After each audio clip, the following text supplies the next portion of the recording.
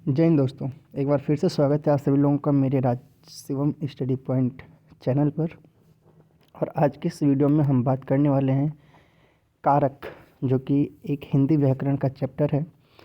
कारक क्या होता है, उसकी परिभाषा के बारे में बात करेंगे। ये कितने प्रकार के होते हैं और इन प्रकार में किसका क्या क्या प्रारूप होता है, उसके बारे में हम विशेष तौर पे चर्चा करेंगे। और ये एक संक्षिप्त विवरण आपके सामने कारक का मैं आप लोगों के लिए लेकर के आया हूँ, जो कि सीटेट की परीक्षा के लिए विशेषकर महत्वपूर्ण साबित होने वाला है।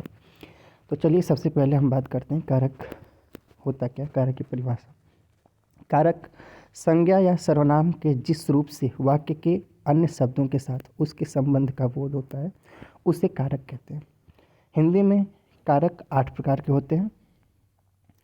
विभक्ति या परसर्ग, जिन प्रत्ययों से कारकों की स्थितियों का बोध होता है, उन्हें विभक्ति या परसर्ग कहते हैं।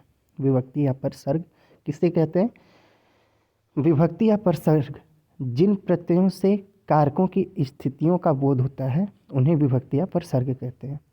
8 कारकों की विभक्ति चिन्ह या परसर्ग इस प्रकार होते हैं। कौन कौन से कारक होते हैं? कर्ता, कर्म, करण, संप्रदान, आपादान, संबंध, अधिकरण, संबोधन। इनको कैसे पहचानते हैं? ठीक है ना, उसके लिए लिखा गया है क्या? कर्ता ने, फिर कर्म को करण से। ठीक है ना, करण से का मतलब होता है के द्वारा। ठीक है ना, मतलब से का मतलब उसमें साथ का संबंध दर्शाता है या फिर उसके द्वारा। और एक और भी से आता है जो कि अलग करने के लिए होता है, पृथक करने के लिए, वो अपादान कारक होता है। ठीक है, तो करण और अपादान में यही अंतर होता है। एक से का मतलब जैसे वह हाथ से, ठीक है, वह हाथ से लिखता है, तो यानी हाथ से लिख या फिर कलम से लिखता है, तो कलम के द्वारा लिखता है ना।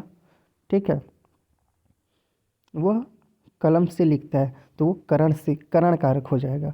लेकिन अगर मैंने वहीं पे ये शब्द बोला कि वह राम से बिछड़ गया या फिर सीता राम से बिछड़ गई, तो वहाँ पे जो सीता और राम आ गया, वहाँ पे क्या हो जाएगा? पृथक कारक कहा जाएगा। ठीक है ना, अपादान कारक। बात मेरी समझ में आ रही है? ठीक है, उम्मीद करता हूँ ये बात आप लोगों के समझ में ज़रूर आ रही होगी। ठीक है ना, इसके बारे में आपको उदाहरण दे करके भी समझाऊंगा। ठीक है, अभी थोड़ी देर में। संबंध संप्रदान के लिए या फिर को संप्रदान कारक संप्रदान के लिए। ठीक है, संबंध का के की अधिकरण में पै पर। ठीक है, संबंध हे ओ अरे भू। ठीक है, अब देखिए इसमें जो कारक है ना, कारक का संबंध हम तत्पुरुष समास में भी लेते हैं। जैसे कि अभी थोड़ी देर पहले मैंने आप लोगों को समास जब पढ़ाया, तो समास में पढ़ाते वक्त ही मैंने आप लोगों को बताया था कि कारक अभी अगर मैंने नहीं पढ़ाया है, तो चलिए इसका अगला चैप्टर में आप लोगों को कारक पढ़ा करके, और उसका जो लिंक है मैं डिस्क्रिप्शन बॉक्स में दे दूँगा।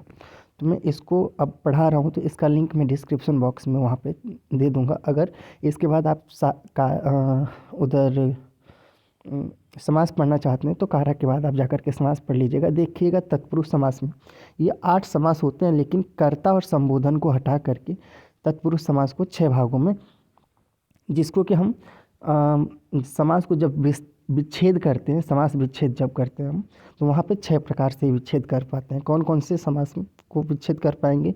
कर्ता और संबोधन को जब हटाएंगे तो कर्म, करण, संप्रदान, अपादान, संबंध, अधिकरण। तो इस प्रकार से वो बन जाता है कर्म तत्पुरुष समास, करण तत्पुरुष समास, संप्रदान तत्पुरुष समास, अपादान तत्पुरुष समास, संबंध तत्पुरुष समास और अधिकरण तत्पुरुष समास। लेकिन उसका जो सिंबल होता है कर्म को करण से, ठीक है, संप्रदान के लिए अपादान से अलग होने में, ठीक है ना, पृथक होने में, संबंध काके की, अधिकरण में पै पर। ठीक है ना, संबंध जो काके की लिखा गया ना, उसमें संबंध में और भी होता है, काके के, रारी रे, नानी ने, ये सब संबंध के कारक हैं। कर्ता कारक को इसकी परिभाषा थोड़ा पढ़ते हैं। कर्ता कारक की परिभाषा लिखा ही है कि क्रिया करने वाले को कर्ता कहते हैं। ठीक है, यह स्वतंत्र होता है।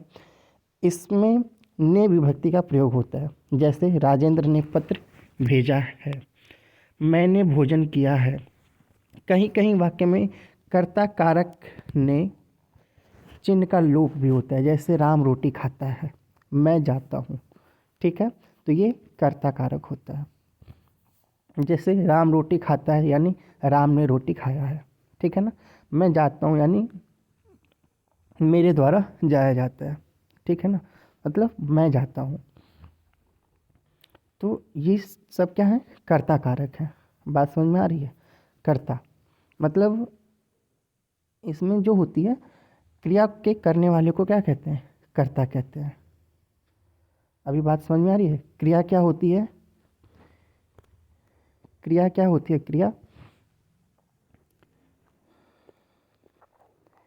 क्रिया अगर आपको नहीं पता तो क्रिया बता देता हूँ थोड़ा सा। क्रिया होती है कि वह शब्द, शब्द तो आपने ज़रूर पढ़ा होगा, जिन शब्दों में काम का करना या फिर होना पाया जाता है।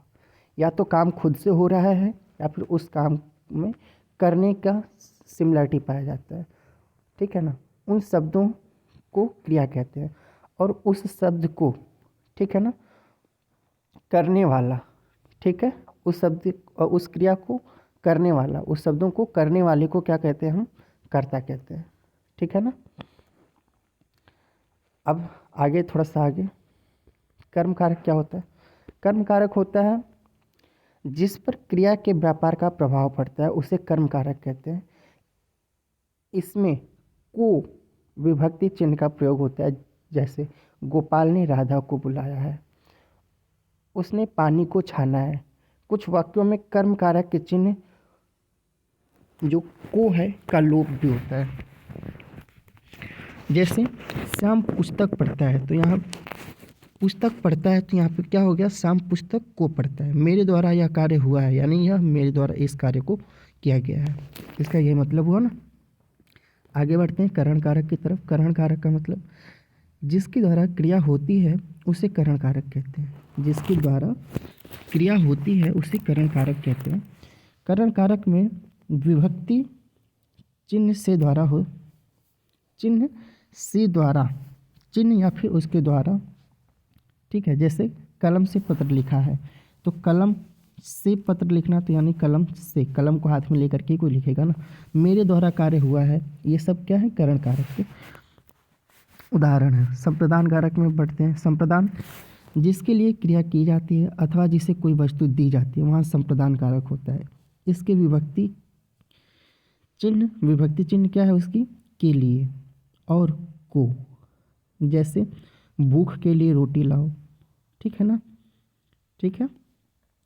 राज ज्ञानू को पुस्तक देता है। ठीक है, तो इसमें को आ गया। मैं बाजार को जा रहा हूँ। ठीक है, या फिर मैं बाजार जा रहा हूँ, तो यहाँ पे भी को वाला जो शब्द है वो कहीं कहीं लोप हो जाता है। मैं बाजार जा रहा हूँ, तो यानी इसका मतलब क्या हो गया, मैं बाजार को जा रहा हूँ। ठीक है ना। तो इस प्रकार ये हो जाएगा क्या, संप्रदान कारक। ठीक है। अब देखिए, आप समास जब पढ़ेंगे तो समास क्या होता है। समास का मतलब होता है कि लंबे शब्दों को एक छोटे शब्दों में पिरो देना, मतलब एक छोटे शब्दों में उस बड़े शब्द को रख देना। जैसे मैं एक बात कह देता हूँ, जैसे आपने पढ़ा विद्यालय, विद्या का घर। ठीक है, विद्या का घर। तो अब विद्या के लिए घर हो गया ना, विद्यालय का मतलब विद्या के लिए घर, तो वो कौन सा कारक हो जाएगा, विद्या के लिए घर, संप्रदान कारक। ठीक है, तो संप्रदान तत्पुरुष समास हो जाएगा वो विद्यालय। विद्यालय कौन सा समास हो जाएगा, संप्रदान कारक। और उसी को जब आप लंबे शब्दों में बोलेंगे विद्या के लिए घर, तो कौन सा कारक आ जाएगा उसमें, जो के लिए कारक है, तो के लिए की वजह से वो संप्रदान कारक आ जाएगा। आगे बढ़ते हैं। अपादान कारक, जहाँ एक संज्ञा का दूसरी संज्ञा से अलग होना सूचित होता है, वहाँ अपादान कारक होता है। इसका विभक्ति चिन्ह से, उसका मतलब अलग होने में। जैसे पेड़ से पत्ते गिरते हैं, तो पेड़ से पत्ते जो होते हैं वो अलग हो रहे हैं। लड़का छत से गिरा, तो वो भी लड़का छत से अलग हो गया ना।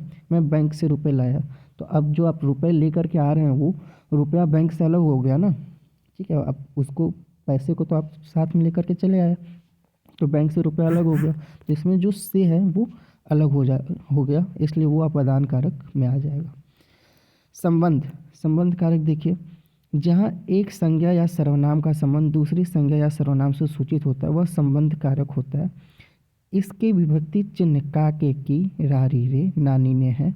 जैसे राम का लड़का श्याम की लड़की, गीता के बच्चे, मेरा लड़का, मेरी लड़की, हमारे बच्चे, अपना लड़का, अपना लड़की, अपने लड़के। ये सब भी संबंध मतलब एक दूसरे के संबंध को दर्शाते हैं। अधिकरण कारक क्या है? जहाँ कोई संज्ञा या सर्वनाम किसी अन्य संज्ञा या सर्वनाम का आधार हो, वही अधिकरण कारक होता है। इसके विभक्ति चिन्ह में, विभक्ति चिन्ह क्या है? में, पर है। जैसे महल में दीपक जल रहा है, छत पर कपड़े सूख रहे हैं, मुझ में शक्ति बहुत कम है। तो में, पै, पर, ठीक है ना, ये सब अधिकरण कारक हैं। संबंध, संबंध, अधिकरण, संबोधन, ठीक है। संबोधन पढ़ते हैं। संबोधन जहाँ पुकारने वाली, चेतावनी, ठीक है ना, ध्यान आकर्षित करने के लिए किसी को संबोधित किया जाता है, वहाँ संबोधन कारक। उसकी विभक्ति चिन्ह है हे, ओ, अजी, अरे, भो। जैसे हे ईश्वर कृपा करो, अरे मोहन इधर आओ, अजी तुम उसे क्या मारोगे, ठीक है। ये सब संबोधन कारक हैं। तो इस प्रकार से एक संक्षिप्त विवरण में हमने कारक को इस प्रकार यहाँ पे कंप्लीटली समझ लिया है। उम्मीद करता हूँ आपको हमारे द्वारा ये संक्षिप्त विवरण समझ में आई होगी। मिलते हैं अगली वीडियो में किसी नए टॉपिक के साथ। नया टॉपिक क्या हो कमेंट बॉक्स में कमेंट करें। चैनल पर नए हैं तो चैनल को सब्सक्राइब करके बेल आइकन प्रेस कर लें। इसका पूरा विस्तृत विवरण जो है मैं आने वाली किसी एक वीडियो में आपको अच्छे तरीके से दे पाऊँगा। और अभी मैं पूरा अच्छे तरीके से आप लोगों को जानते हैं क्यों नहीं पढ़ा पा रहा हूँ, क्योंकि मेरे पास इंटरनेट की जो सुविधा है वर्तमान में थोड़ा सा लो हो गई है, क्योंकि मैं अब गांव में आ गया हूँ। और जब तक मैं इलाहाबाद में था थोड़ा सा ठीक ठाक था, अभी इधर इंटरनेट की सुविधा नहीं है, तो मैं रिकॉर्डेड वीडियो आप लोगों के सामने ला रहा हूँ। तो इसलिए मैं रिकॉर्ड करके चढ़ा रहा हूँ। उस वक्त था तो लाइव आता था आप लोगों के सामने। तो एक बार फिर से गॉड से प्रे कीजिए कि मैं फिर से अपने वापस वहाँ पे जाऊँ, क्योंकि मेरी तबीयत थोड़ी सी ख़राब हो गई थी। लगभग 3-4 महीने से लगातार बीमार चल रहा था। अभी लगभग 15-20 दिनों से ठीक हो गया हूँ। तो आप लोगों के सामने लगभग पिछले 1 हफ्ते से ठीक ठाक से 1 तारीख से ही तो लगभग 1 तारीख क्या, हाँ 1 तारीख के आसपास से धीरे धीरे आने की कोशिश कर रहा हूँ और फिर से फ्लो में आ जाऊँगा। तो मिलते हैं अगली वीडियो में, तब तक के लिए नमस्कार and bye bye. Thank you, enjoy yourself.